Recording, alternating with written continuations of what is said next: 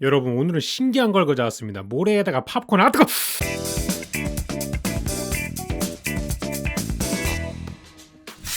얼마 전에 유튜브를 보다가 신기한 걸 봤어요. 이렇게 채반 같은 거에다가 모래를 슬근슬근 하면서 과자 비스무리한 걸 넣고 몇 번 돌리니까 뻥튀기가 돼가지고 나오는 거예요. 튀겨야지 나오는 과정인데 이걸 모래로 한다는 게 신기했습니다. 그래서 오늘은 여러 가지 식재료를 준비해가지고 모래로 한번 튀겨봐서 정말로 저게 되는지 한번 테스트를 해보려고 해요. 그리고 과연 먹을 수 있을지도 한번 알아보도록 하겠습니다. 우선은 얘네들이 어떻게 튀겨져야 되는지 기름에 한번 튀겨가지고 원래 튀겼을 때 나오는 모습을 일단 보여드릴 거예요. 그래야 나중에 비교가 가능하니까요. 처음으로 튀길 거는 팝콘용 옥수수와 찰옥수수 말린 걸 한번 튀겨봤는데요. 조금 시간이 지나니까 팝콘은 하나씩 뽕뽕뽕 나오기 시작했어요. 튀어서 날아갈까봐 위에다가 망을 하나 얹어줬는데 190도 정도에서 튀겼습니다. 생각보다 굉장히 잘 나오고 탄 부분도 없어가지고 완성도 있는 녀석이 나와버렸죠. 근데 문제가 하나 있었는데 이 찰옥수수들은 하나도 안 튀겨진 거예요. 아무래도 팝콘을 튀길 때는 훨씬 더 높은 온도에 올리니까 온도가 조금 부족하지 않았나 생각을 해가지고 다른 방식으로 한번 튀겨보기로 했습니다. 일반적으로 우리가 팝콘을 튀기는 프라이팬 방식을 사용했고요. 안에서 어떤 모습이 보이는지 아실 수 있게 투명 보호를 하나 뒤집어 놨습니다. 자, 그 결과는 어떻게 됐을까요? 팝콘용 옥수수는 잘 튀겨졌는데 찰옥수수는 하나도 안 튀겨졌어요. 여러분, 팝콘용 옥수수는 팝콘 옥수수라는 종이 따로 있습니다. 그래서 이게 아니면 잘 안 튀겨지나 봐요. 지식이 들었습니다. 자, 그 다음으로 튀겨볼 건 넓적 당면이에요. 요새 떡볶이에 많이 들어가는 토핑 중에 하나죠. 얘네 같은 경우에는 튀기면 이렇게 부풀어 오릅니다. 이거를 뭐 맛소금이나 케찹이나 찍어 드시면은 바삭바삭하고 좋습니다. 뭐 납작 당면만 되는 건 아니에요. 그냥 여러분들이 잡채로 드시는 얇은 당면도 됩니다. 옷걸이가 왕창 엉킨 것처럼 보이지 않습니까? 실제로도 조금 질긴 느낌이 있어가지고 바삭바삭한 것보다는 질겅질겅한 느낌이 강해서 저는 튀겨 드실 거면 납작 당면을 추천드립니다. 비슷한 녀석으로는 라이스 페이퍼가 있는데 얘는 식감이 굉장히 가벼우면서 바삭바삭 바스러지는 느낌이 있어요. 이렇게 튀겨가지고 인도 카레 같은 거 아니면 뭐 3분 카레 같은 거를 섞어 드셔도 굉장히 식감이 좋게 맛있게 드실 수 있습니다. 근데 실제로 인도에서 먹을 때 쓰는 거는 요 녀석입니다. 파파돔이란 녀석인데 예전에 뷔페에서 굉장히 많이 사용하던 인기 식재료 중에 하나였습니다. 난이나 밥 이외에 같이 곁들여 먹고 싶으신다면은 파파돔이라고 검색하시면 나오니까요. 한번 드셔보셔도 되고요. 아, 그리고 여러분, 튀김 팁을 알려드리자면 튀김은 원래 튀기자마자는 바삭하지가 않습니다. 처음에는 물렁물렁거리지만 한 30초 정도 기름만 빼주셔도 이렇게 톡 쳐도 부서지는 바삭바삭한 녀석이 나오니까 너무 갓 튀긴 거는 드시지 마시고요. 조금 기다렸다 드세요. 자, 그리고 인도 식품점을 간 김에 빵 비슷한 것도 팔아가지고 한번 가져와 봤습니다. 보통은 이걸 철판에 구워가지고 이 파전병 같이 구워 먹는 스타일의 빵이라는데 한번 튀겨봤어요. 난 비슷하게 나왔는데 얘 같은 경우는 훨씬 더 쫄깃쫄깃합니다. 그냥 참고만 하시고요. 자, 그 다음에 튀겨볼 거는 버블티입니다. 얘를 한번 삶아주면은 여러분들이 좋아하시는 그 버블 밀크티 안에 들어가는 타피오카 펄이 돼요. 튀기면 어떻게 될까 궁금해가지고 한번 튀겨봤는데 처음엔 별 반응이 없었습니다. 근데 이게 세상에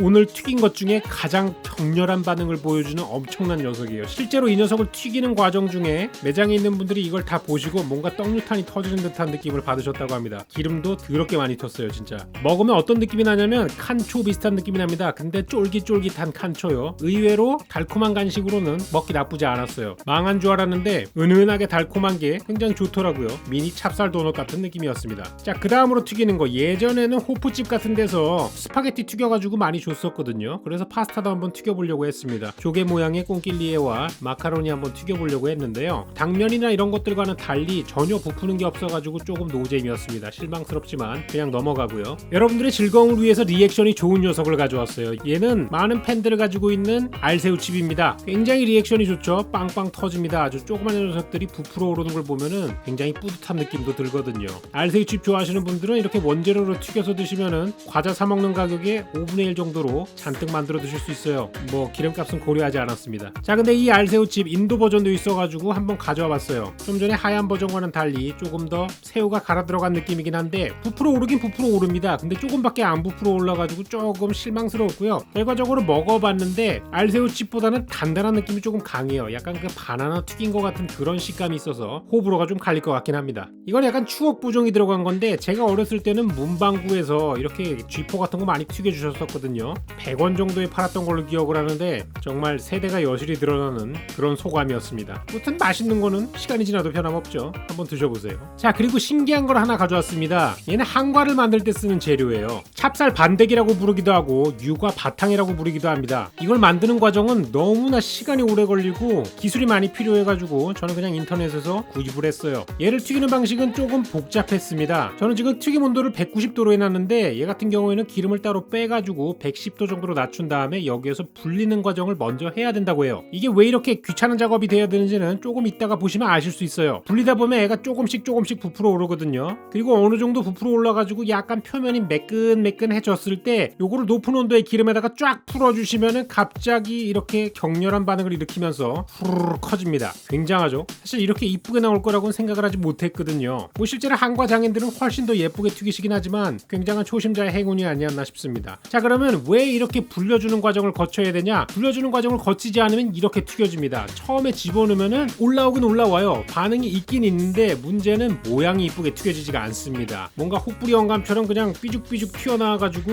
뭐 물론 이것도 그냥 먹을 수 있긴 있겠어요. 먹어봤더니까 비슷한 맛이 나는데 안 튀겨진 부분들은 굉장히 딱딱하더라고요. 이렇게 튀겨진 녀석을 조청을 바르죠. 조청은 쌀이나 곡식으로 만드는 것이고 물엿은 옥수수로 만든다고 생각을 하시면 편해요. 무튼 이 조청을 바른 다음에 쌀을 튀겨낸 거에다가 발라내면은 이렇게 한과의 한 종류인 유과가 완성이 됩니다. 기름 유자를 써가지고 튀긴 과자에서 유과라고 부릅니다. 자, 그러면 기름에 튀기는 것들을 한 번씩 다 튀겨봤으니 드디어 이제 모래로 튀기는 시간을 가져보도록 하겠습니다. 제가 준비한 모래는 어린 영유아들이 촉감놀이, 모래놀이를 할 때 쓰는 깨끗한 세척모래를 준비했어요. 고온 가마에서 한번 건조해내가지고 아이들이 만져도 문제가 없는 수준으로 깨끗하게 씻어 나온 녀석을 가져왔습니다. 자, 이 녀석을 웍에다가 옮겨가지고 200도 가까이 오를 때까지 계속 가열을 해줬어요. 삽으로 중간중간 퍼나르면서 아랫부분과 윗부분에 온도 차이가 없도록 잘 흔들어줬습니다. 그리고 나서 온도계를 꼽으니까 생각보다 온도가 잘 안 올라가가지고 모래 양을 줄이니까 온도가 급속도로 올라가는 거예요. 표면 온도계로 재보니까 거의 220도까지 올라가가지고 이제 드디어 모래로 튀김을 한번 해보도록 하겠습니다. 처음에 튀길 거는 팝콘이에요. 저는 과연 이게 튀겨질까 싶었습니다. 모래에다가 살짝 묻어둔 다음에 어느 정도 기다려보기로 했어요. 한 30초 정도 지나니까 팝콘들이 하나씩 튀어나오는 거예요. 정말 이때 너무나도 기뻤습니다. 유튜버쟁이인 저에게 이런 멋진 영상은 정말 최고의 기쁨을 선사하죠. 보시는 여러분들도 신기하게 느끼셨으면 저는 성공한 겁니다. 그 다음에 이것저것 다 튀겨보자고요. 바로 알새우칩으로 갔어요. 잘 보시면은 모래가 꾸물꾸물하고 움직이는 걸 보실 수 있습니다. 그리고 나서 몇 초 지나면은 이렇게 부풀어 올라요. 저는 사실 이렇게까지 잘 될 줄 몰랐습니다. 모래 가열할 때만 해도 오늘 컨텐츠 조졌구나 싶었는데 이렇게 하나둘 튀김이 잘 나오니까 너무 신나는 거 있죠. 인도식 알새우칩도 여전히 잘 나왔는데 얘 같은 경우에는 기름보다 훨씬 덜 부풀더라고요. 아쉬웠고요. 그 다음에 납작 당면을 한번 꽂아봤어요. 뭐 향 꼽는 것 같지만 사실 이렇게 꼽아놓고 춤추는 당면을 한번 만들어보고 싶어가지고 했습니다. 그리고 나서 아래쪽을 한번 뽑아봤죠. 이렇게 아래쪽은 부풀어 오는 상태고요. 원하던 그림이 나와가지고 매우 좋았습니다. 그리고 바로 모래를 끼얹어주니까 약간 에일리언 영화를 보는 그런 느낌이었지만 뭐 유튜브니까 충분히 이 정도는 나와줘야 된다고 생각합니다. 그리고 의외로 저를 실망시킨 녀석이 있는데 아까 기름으로 튀겼을 때는 그렇게 맛있어 보이던 이 라이스 페이퍼가 모래에다가 튀기니까 진짜 노잼으로 나오더라고요. 그래서 그냥 이 녀석은 기름에 튀기는 게 훨씬 더 맛있다. 자, 그리고 타피오카 펄도 한번 넣어봤습니다.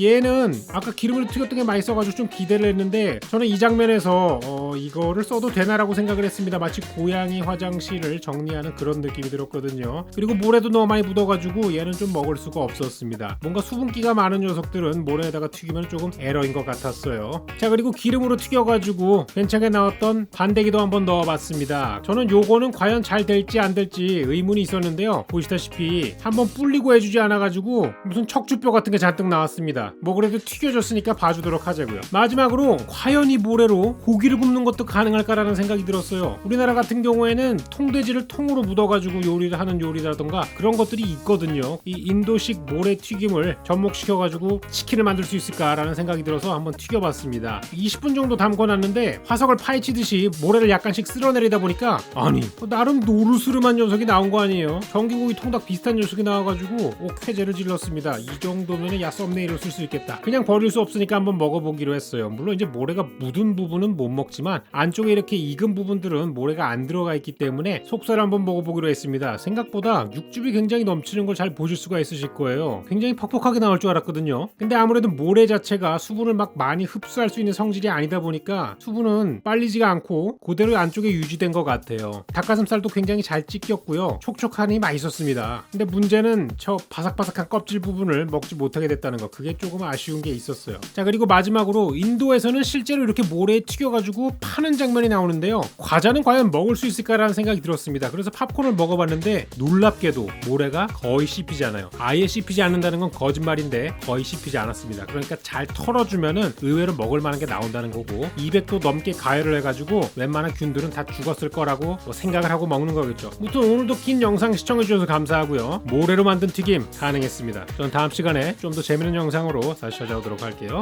고마워요.